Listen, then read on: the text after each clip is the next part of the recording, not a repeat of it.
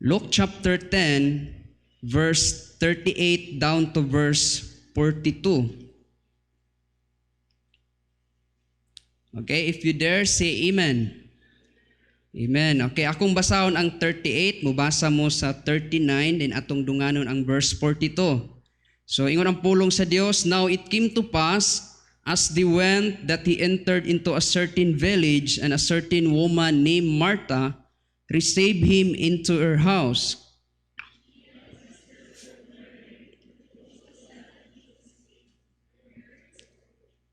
But Martha was cumbered about much serving, and came to him and said, Lord, dost thou not care that my sister hath left me to serve alone? Bid her therefore that she help me.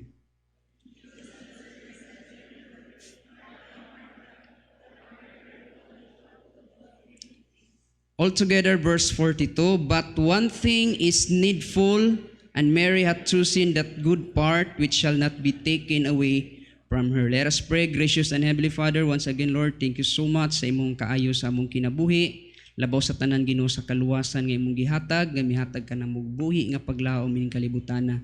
Salamat kay Ginoo sa imong grasya kaluoy. Salamat sa gayon nga imong gitugot sa matag usa nga niya kami karon nag-gather aron sa pag-glorify sa imong ngalan, Ginoo. Bless imong pulong, Ginoo, nga among pagatun-an. Gamita ko, Lord, nga instrumento lamang sa pagpasabot wa ko'y igong katakos, Ginoo. Tagay kog mga pulong nga makapa-edify sa imong mga katawhan. I ask the guidance of the Holy Spirit nga mo work sa matag usa, Ginoo, sa among kinabuhi, nga dili may mong kawang ang imong pulong. Gitugyan ako gisalig ang tanan sa ngalan ni Jesus. Amen. Now makalingkod kamo. Now sa atong gibasa, makita nato diha na duha ka igsuon nga mao si Martha ug si Mary. So kini nga igsuon, makita nato naa sila'y managlahi nga priority sa kinabuhi. Sa diyang si Jesus miabot sa balay nilang Martha ug ni Mary, managlahi sila gihimo. Si Martha, kung imong tan-awon, gi-priority niya ang pagbuhat sa mga butang nga kalibutanon. Iyang gibisi iyang kaugalingon sa mga butang nga kalibutanon lang. Apan si Mary, gitagaan niya priority mao kining paghatag niyag panahon kauban si Jesus. Ang presensya ni Jesus mas gitagaan niyag bili. Mo na si Martha, tungod kay nakita niya sa iyang igsuon nga wala mitabang sa trabaho, miduol siya ni Jesus ug iyang gipangutana nga kung pwede si Mary mutabang niya og serve. But ang gitubag ni Jesus sa verse 41, and Jesus answered and said unto her, Martha, Martha, thou art careful and troubled about many things.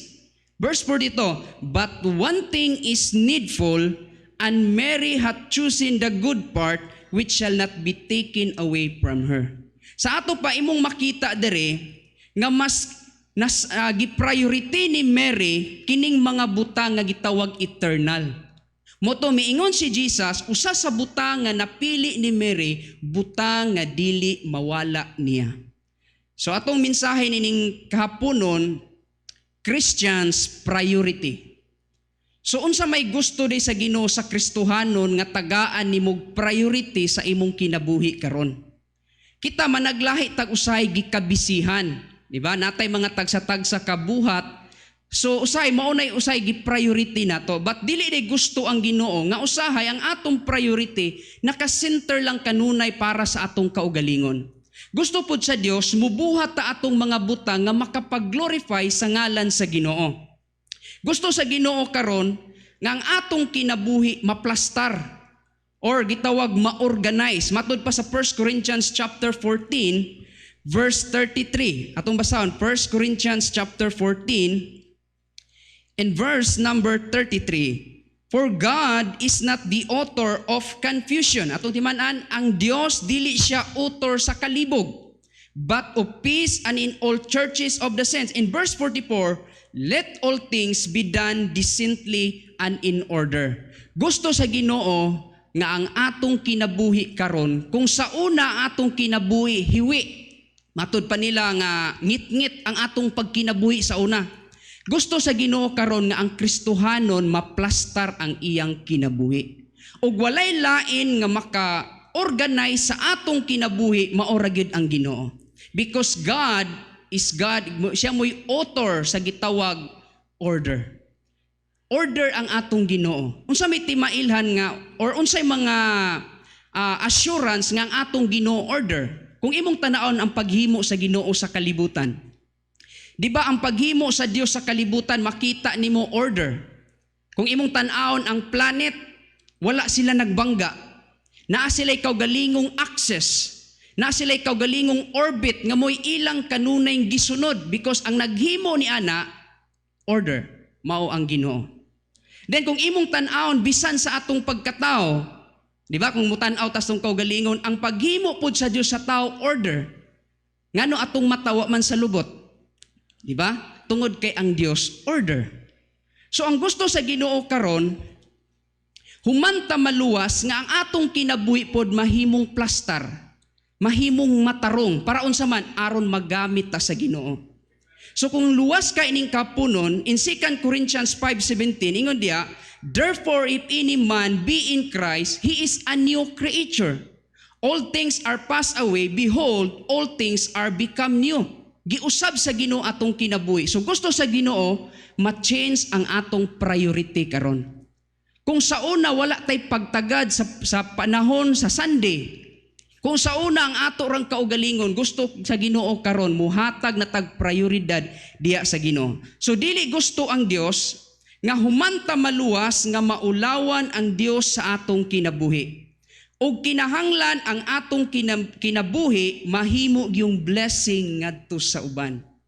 Para unsa man aron mabayaw ang Dios sa atong kinabuhi ug aron dili ta mabiyay-biyay sa ubang mga tao.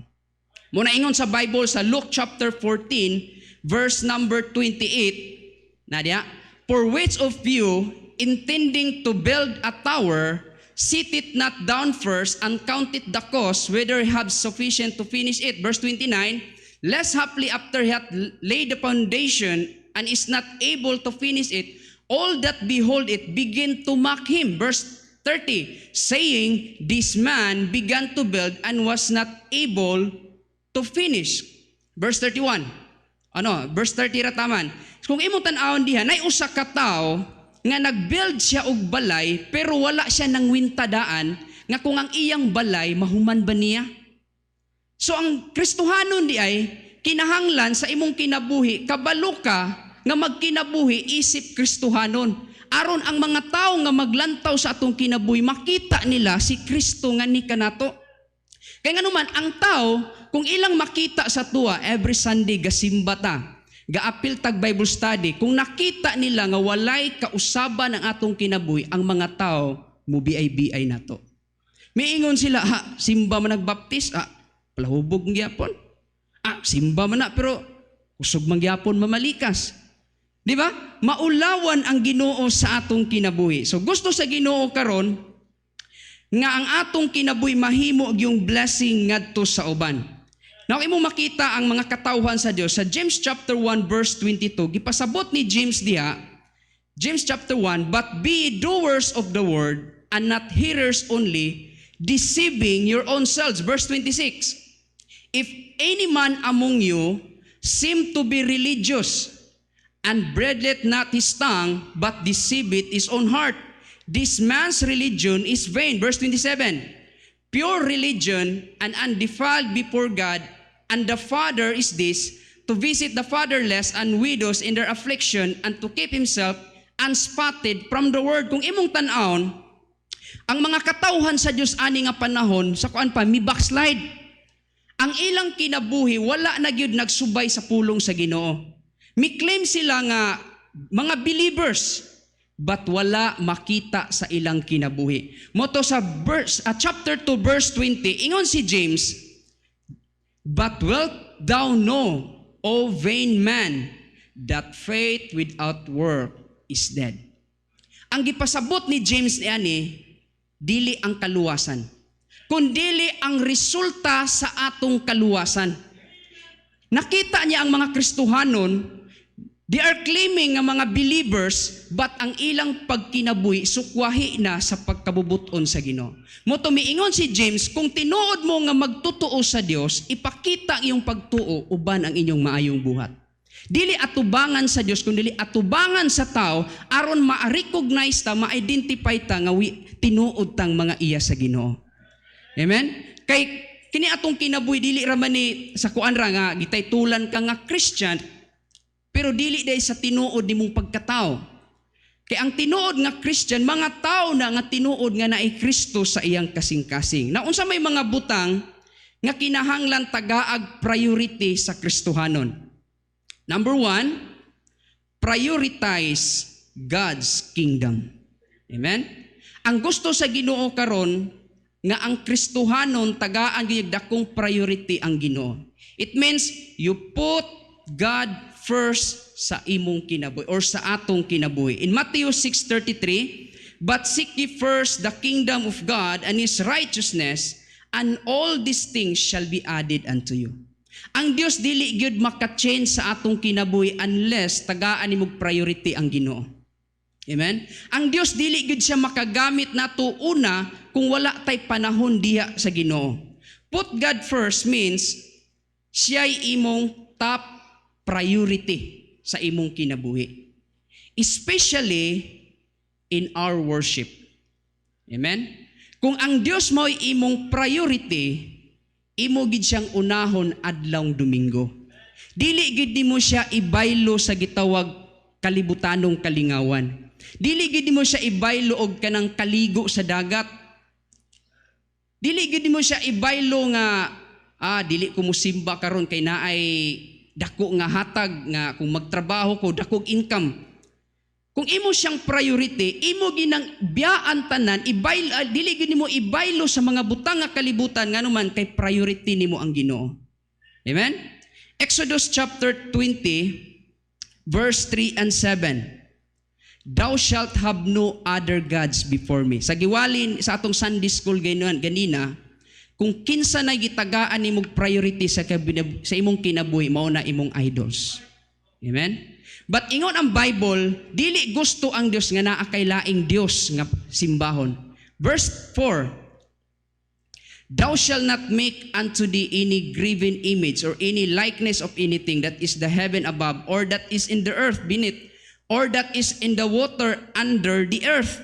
Dili gusto ang Ginoo nga naa tay laing simbahon. So every Sunday i-honor ang Dios diri sa balay tigumanan. Muanhi gid ta every Sunday. Nganuman kay ang Dios ang atong priority. Put God's authority as your supreme priority. Sa mga desisyon nato sa kinabuhi, dapat ang Dios gyud atong priority. Kung estudyante ka na kay mga gusto mahitabo sa kinabuhi, i-priority lang ang Dios. Kay ang Dios na'y bahala mo plastar ni anang tanan. Okay? Because if your priority is not in order, your life will not be in order. Amen? Kung ang atong priority dili order, simpre ang atong pong kinabuhi dili mahimong order. Pero kung ang imong priority para sa Dios, ang Dios na mo plastar sa tanan alang kanimo. Amen? Deuteronomy chapter 5 verse 33. Deuteronomy chapter 5 verse 33. Ye shall walk in all the ways which the Lord your God hath commanded you, that ye may live, and that may be well with you, and that ye may prolong your days in the land which shall possess. Gusto sa Ginoo karon, atong sundon gyud ang Ginoo. Let God is our top priority sa atong kinabuhi. Sa unsa man nga paagi nga mahimo natong top priority ang Ginoo. Una, in our time. Kinsa may top priority sa imong panahon? Ang Ginoo ba or ang imo gihapong or ang ato gihapong kaugalingon? Let God mo'y atong top priority sa atong kinabuhi. Una sa atong time. Tagaig yung panahon ang Ginoo. Bisan unsa nato kabisi, tagaig panahon ang Dios. Bisan naa kay gusto untang lakwon pero mianhi ka sa simbahan ngano man gitagaan imong priority ang Ginoo. Imbis na ay trabaho nga imong agtuntok tungod kay adlawng Domingo ron mo anhigig ka sa simbahan nganuman kay ang Dios ang imong priority sa kinabuhi. Then not only sa atong time, bisan sa atong talent. Di ba? Ang Dios naa say gihatag nga tag sa katalent nato. dapat ang Dios imo nang ihatag ngadto kaniya. Ipagamit na sa Dios. Not only our talent, bisan sa atong mga treasure. Amen? Sa atong treasure. Muna kita nganong kinahanglan tang muhatag sa atong tithes and offering, buot pasabot imong gi-priority ang Ginoo. Amen? Kinahanglan gyud muhatag ta sa atong tithes and offering kay sa atong nasabtan nga ang paghatag sa atong tithes atong gibalik unsay iya sa Ginoo. So in Proverbs chapter 3 verse number 9, honor the Lord with thy substance and with the first fruit of all thine increase. Pinaagi sa paghatag nato sa atong tithes and offering, imong gi-honor ang Ginoo. So your priority determines your security and success in life. Kung kinsay imong gitagaag priority, mo nay nagdetermine sa imong seguridad o sa imong pag-success. Mo na gusto sa Ginoo, kung naaman tay tagaag dakong prioridad, maugid ang Ginoo. Kay ang Dios mo'y mo honor or mo success ngani kanato. Ephesians chapter 6 verse 7. With good will doing service as to the Lord and not unto men. Amen? Buhata lang ang tanan para sa Ginoo. Dili sa tao kun dili alang sa Ginoo. Mahibal-an nato na kanang naghimo para sa Ginoo o para sa tao nganuman dili na ang para sa tao dili gid na mulahutay. Pero kanang nagbuhat ka para sa Ginoo, bisag na ay mga persecution, bisag na ay mga criticism nga mahitabo sa imong kinabuhi, still magpadayon kag buhat para sa Ginoo. Nganuman kay imo nang gihimo para sa Dios. So number 1 nga kinahanglan natong priority, i-priority gyud ang gingharian sa Ginoo. Tagaig gyud panahon ang Ginoo. Amen? So ikaduha, not only ang atong i-priority ang God's kingdom, ikaduha, prioritize God's word.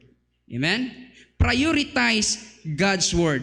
Muna ang pulong sa Dios kinahanglan nato ning i-obey, i-meditate ug atong i-apply. Okay? Kung naata sa church, ang atong trabaho dili aron paglantaw sa sayop sa gawali. Wrong grammar.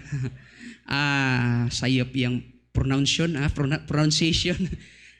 Dili naman atong trabaho. Naata diri aron sa unsa man pagpaminaw sa pulong sa Ginoo. Mo gina sa service o sa atong pagsimba, ang atong part tulo kapi. Unsa man? Preparation, participation, and practice. Amen? Kung unsay atong nadungog, kung na-bless ka sa pulong sa Ginoo, you say amen. Pero kung magsige mo lantaw sa gawali, uliwali, adi gyud ka ma-bless. Amen? Bisan kinsa mo barog, bisan kinsa mo wali dire, kung ang atong kasing-kasing gali sa kuan pa problemado na daan, ano ba, sa ba, nanay daot ba? Ang sige lang yun nimog makita, ang daot sa gawali. Ang imo lang yung bantayan kung unsay sayop. Pero kung ang imong kasing-kasing nakaprepare na kanunay para sa pulong sa Dios, every time na mawali, mabless ka. Amen? Then kung unsay atong nadungog, ato ning i-apply. Amen? In Psalm 119 verse 105, ang pulong sa Dios mao ni atong suga. Thy word is a lamp unto my feet and a light unto my path. Ang pulong sa Dios mao ni atong gamiton, mao ni suga sa atong pagkinabuhi aron sa atong pagkinabuhi or sa atong paglakaw dili hiwi. Nganong usay ang Kristohanon muhiwi man sa iyang direction tungod kay wala na niya gamita ang suga nga mao ang pulong sa Ginoo. Nganong dagang Kristohanon nga magbisyo man gihapon. Nganong mulikoy man gihapon, dugay naman unta siya nga nagsimba or dugay na siyang Kristohanon kinabuhi. Nganong naa man gihapon siya bisyo nga dili biyaan.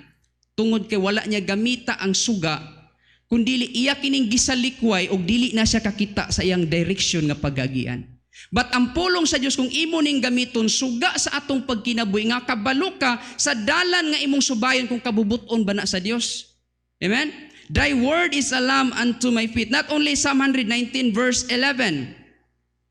Psalm 119, thy word have I hid in my heart that I might not sin against thee. Ang pulong sa Dios mao ni mutabang nato, mao ni mutudlo nato aron dili ta kasala. Ang gusto lang sa Ginoo ang pulong sa Dios atong tipigan sa atong kasing-kasing.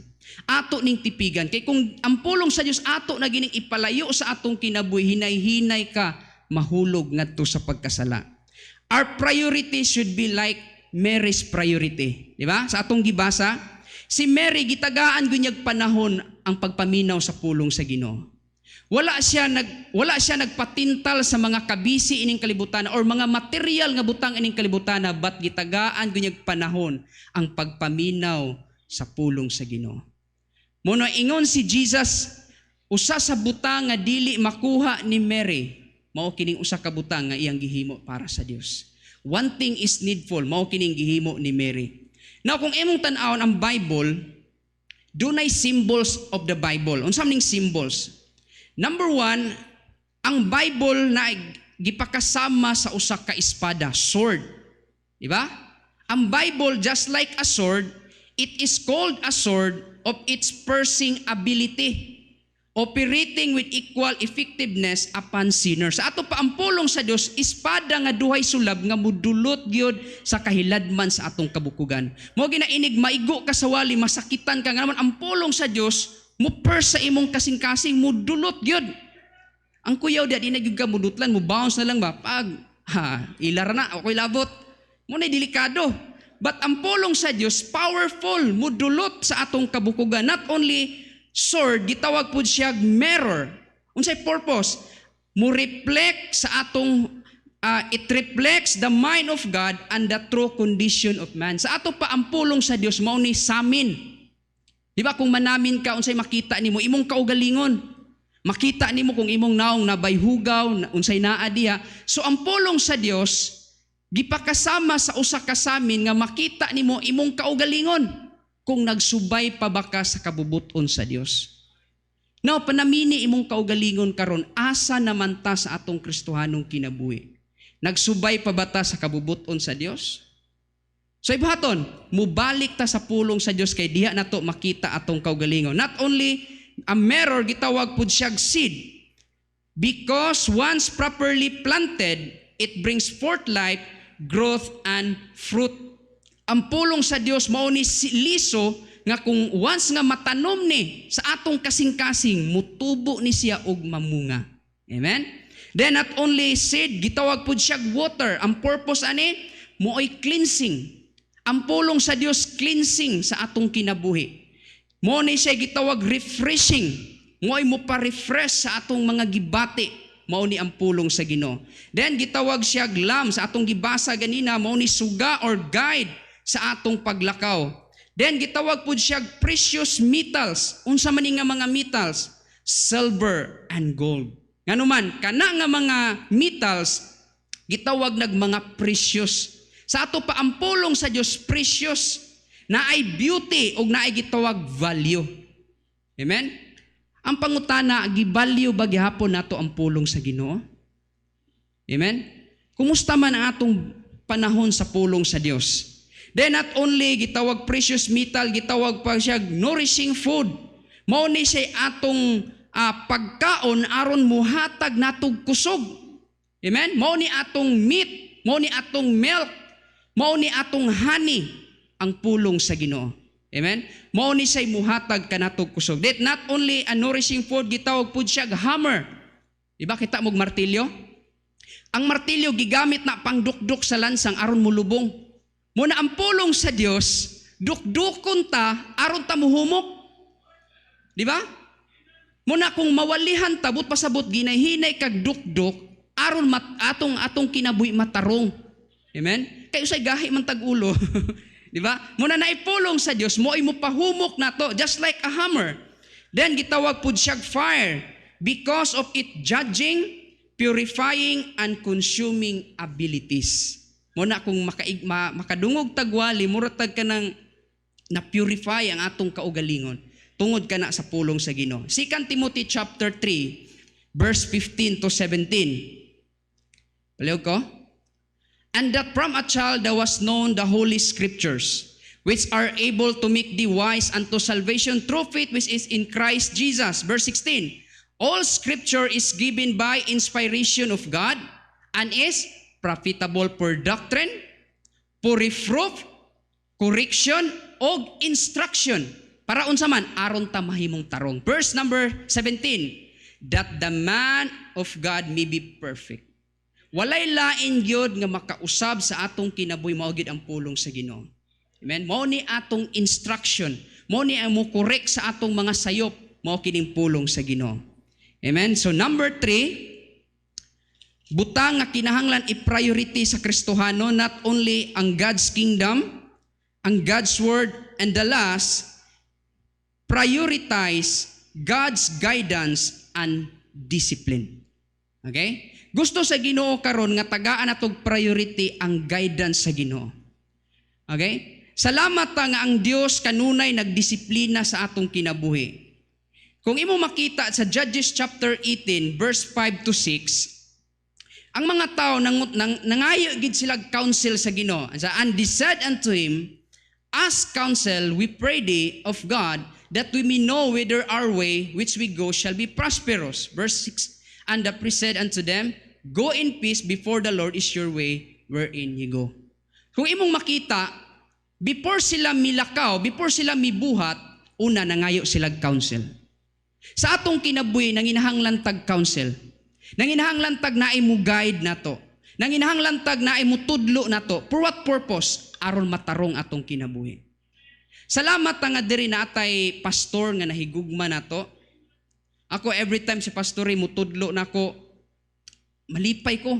Salamat kayo. Ngano man, akong matanaw ba nga kung akong pastor wala nay panahon pagtudlo nako, pasabot wala ga care si pastor nako. Pero kung naagay mo badlong ninyo, mo tudlo niyo or atong pastor mo advice nga ayaw mo ana brad, ayaw mo gihimo ana brad kay makadaot na dili na maayo, dili kabuton sa Dios. Ayaw mo kasuko ni pastor. Kung dili pasalamati nga naatay pastor nga nagtan-aw sa atong kaayuhan. Usay ang atong kontra atong pastor. Butan pastor sa may labot niya, kinabuhi man ako nay no. Mao nay paagi nga madgiyahan ang atong kinabuhi. Kita nanginahanglan tag disiplina kay ang atong kinabuhi manggod hiwi na manggudaan. Mo nanginahanglan tag disiplina pinaagi sa pulong sa Dios or gamiton ang mga man of God aron pagdisiplina sa atong kaugalingon. Let God be your guide. In Psalm 32 verse number 8, I will instruct thee and teach thee in the way which thou shalt go. I will guide thee with mine eye. Ang Dios mo'y muhatag ka natugiya sa atong kinabuhi. Do not go without God. Amen? Kung imong mahinumduman si Moses in Exodus chapter 33 verse 14 to 15, si Moses nangayo gid siya guidance sa Ginoo. And he said, my presence shall go with thee, and I will give thee rest. Verse 15. And he said unto him, if thy presence go not with me, carry us not up hence. Ingon si Moses, Lord, kung dili manggali ka muuban namo, ayaw na lang mi dalaan ng lugara. But pasabot na sabtan ni Moses nga sa iyang kinabuhi, kung dili mo uban ang Dios, wala siya'y mahimo. Sa atong kinabuhi, bisan asa ta, bisan unsaon natog paningkamot, kung walay apil ang Ginoo, dili nato unahon ang Ginoo, never gyud ang Dios mo bless nato. Never gyud ta mo prosper. Mo to ingon si Moses, Lord, kung di manggay ka mo uban namo, ay ano lang midala, Lord. Kay ingon ang pulong sa Dios, wala tay mahimo kung wala ang Ginoo. Nanginahanglan tagtabang sa Dios. Do not rely to our own abilities, to other, just God. Sometimes God allows a problem to discipline us. Ang problema gi-allow sa Ginoo aron ta madisiplina. And being a Christian are not exempted of it. Sometimes God used the man of God to guide us and discipline us. In Hebrews chapter 13 verse number 7, remember them which have the rule over you. Amen. Who have spoken unto you the word of God, whose faith follow considering the end their conversation. Verse number 17, obey them that have the rule over you, and submit yourselves, for the watch for your soul, as they that must give account, that they may do it with joy and not with grief, for that is unprofitable for you. Ingon ang pulong sa Dios, obey them, submit. Amen? Kinsa man na sa atong pastor. Nalipay ba mo nga naatay pastor? Na-bless ba mo nga naatay pastor? Ato kung imong tan-aon, usa sa atong i-appeal gyud kanunay sa atong ampo ang atong pastor. Kung naa may kanang gitawag grabing atake sa yawa, ani atong pastor? Kay nay usa ka pastor nagwali siya, pray for your pastor. Nganuman, kay mura daw ka mura kunog kahoy, sampol. Nay kahoy nga gamay, napoy kahoy nga dako. Kung ang kahoy nga gamay matumba, pwede siya masangga sa kahoy nga dako, so dili siya madayog katumba. Pero kung ang kahoy nga dako maoy matumba, katong gagmay nga kahoy maapil og katumba, mawara siya tanan. Bot pasabot ni ana, kung ang member matumba, napay pastor mo pabangon niya. Pero kung ang pastor nagali matumba, apiktuhan tanang member. Amen? Muna atong iampo atong pastor. Pray for our pastor. Amen? Obey them that have the rule over you. So don't start or continue your spiritual journey alone. Awa? All champions have their own coach, di ba? Si Pacquiao wala mi champion. Largo-largo. Tungod maay siya manumbag. Naa si coach niya, Freddy Roach. Oh. Maoy nagtudlo niya. Sa ato pong kinabuhi, dili ta mo mahimong mag-successful sa atong kinabuhi or dili ta magmadaugon sa atong kinabuhing Kristohanon kung walay mo lead nato. Amen? Kung walay naggiya nato. Spiritual discipline sometimes will make us sharp and strong. Sometimes, ang pagdisiplina sa Dios usahay difficult, pain from the beginning, but the important ang resulta ni ana. Amen? Sakit usahay ang pagdisiplina sa Dios, pero maunay makaayo, makaligo nato. Amen? Not all practice and sparring mo'y ginahimo sa usa ka athletes, but we have also a spiritual battle. We need to have a good condition. So ang gusto sa Ginoo nga ato yung tagaag priority ang guidance sa Ginoo. Kung ang Dios nagbadlong nato, but pasabot ang Dios concern siya sa atong kinabuhi. Kung naay mga tao mutudlo nato, ayaw kasuko sa nagtudlo, dawata na kay para na sa atong kayuhan. Aron magiyahan og matudluan ang atong kinabuhi. Now ang Kristohanon gusto sa Ginoo, dili ta magmadaugon sa atong kinabuhi kung una, dili gyud ma-organize ang atong kinabuhi. Labi na diha sa kabubuton sa Dios. Pag ang atong kinabuhi tarong ug limpyo, ang atong kinabuhi mas dali mo bless or mas dali mo abot ang panalangin sa Ginoo sa atong kinabuhi. Now gusto sa Ginoo karon, kinsa man ang imong gi-priority karon sa imong kinabuhi.